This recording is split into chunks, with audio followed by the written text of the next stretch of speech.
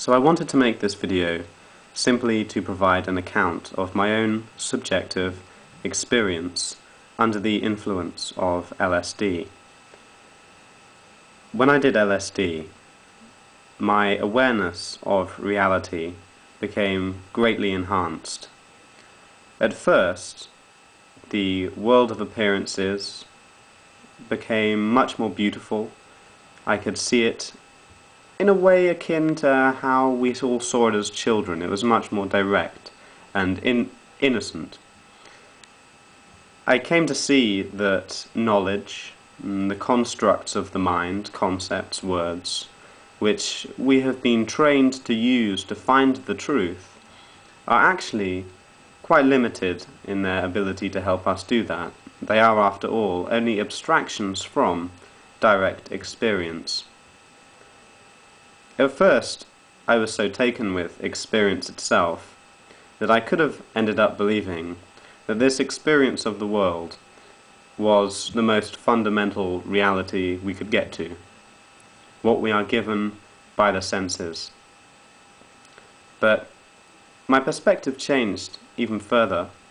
You see, as human beings, the very fact that we are a part of reality gives us a certain privileged insight into reality itself. Simply by examining who you are, you can come to understand the real fabric of reality. But perhaps I should outline more the experience itself.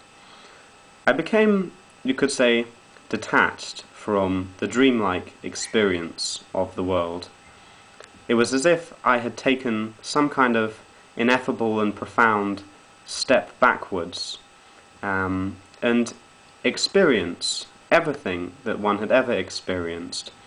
It suddenly became clear was the tip of the iceberg of reality itself.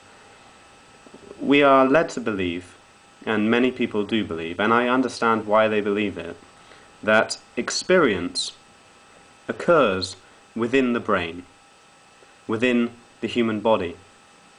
But it is actually far more accurate to say that our experience of the body and of the brain only occurs within experience itself. If you take a step back from that experience itself, you may come to see that it is actually within a whole other reality, a reality beyond anything you had ever experienced, where all of the rules, the ways you evaluate the world, simply do not work, they cannot be applied. It's a reality of infinite space, without boundaries and without limitations. And in truth, it's where you have been your entire life. You just cannot see it.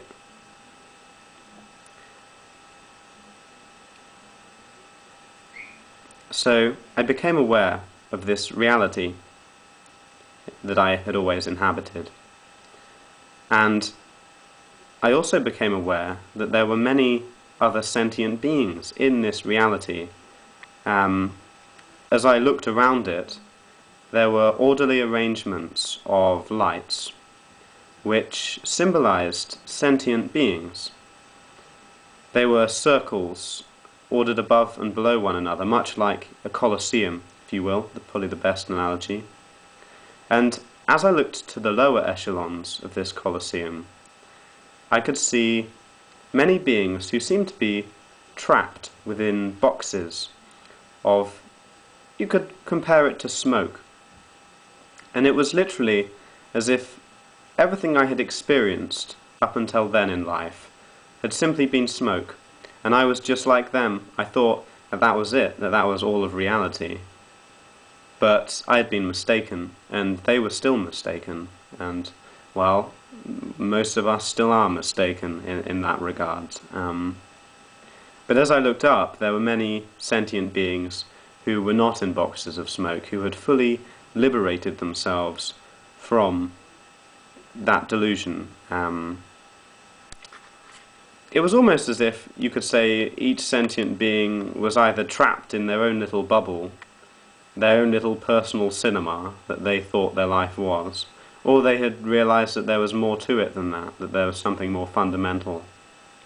And interestingly, I had the impression that I had been in this place for a very, very, very long time, that these dreamlike lives that drift before my eyes, there had been many of them, and there would be many more unless I became free of it, permanently. Now, when I looked at the sentient beings who had liberated themselves from their little virtual reality thing, from their little dreams, they seemed to acknowledge that I was there. I could just tell they were looking back at me, and they were, even though they were without faces, kind of smiling back at me. They were glad that I had come to see them and see things as they were. And when I looked to the very top of this arrangement of beings, there was a very special being. I think many would interpret it as God. To me, it looked like you would see Buddha, essentially. You know, a traditional statue of Buddha. Was kind of appeared in a very similar way. And when I looked at him, he looked back and smiled, and he didn't say anything, but it was almost like he communicated somehow. And he said that he was glad I could see him, but next time he would like me to use traditional means to get there, by which I felt he meant most likely meditation.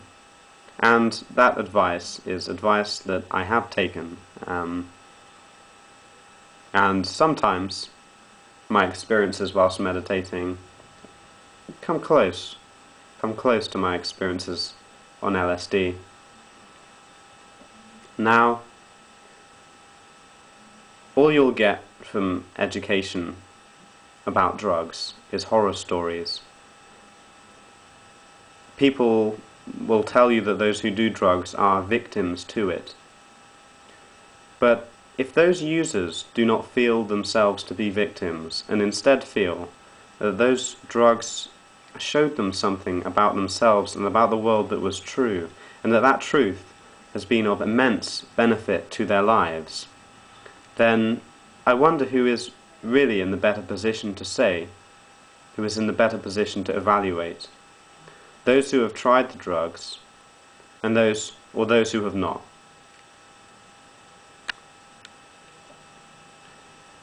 I wouldn't recommend LSD for anyone who does not feel confident in their own mental soundness, and I would seriously recommend that anyone who wants to experiment with LSD first investigate meditation as a means of